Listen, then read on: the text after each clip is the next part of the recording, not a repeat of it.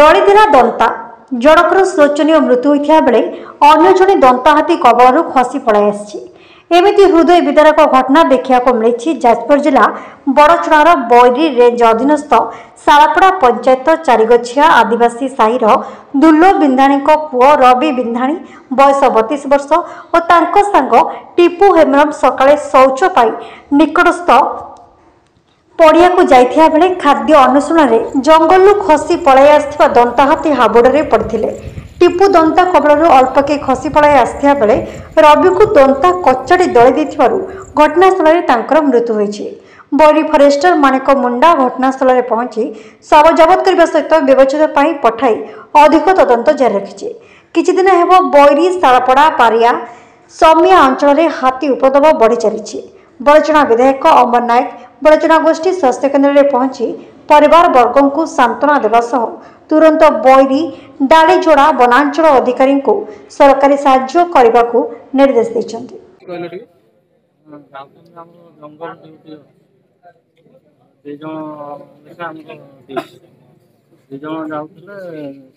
जंगल बुले कम को जी गला भर हाथी कौटी जन खसी पड़े मछर कौटी घर कौन जंगल आमर गाँ सारा जंगल कौन देखुं चारिगछिया ग्राम शालापुर ग्राम चारिगछिया ग्राम रवि बिंधाणी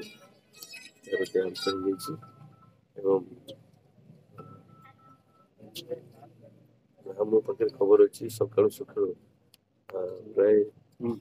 गाँव समस्त कमिटी मध्यम जगह रक्षा करते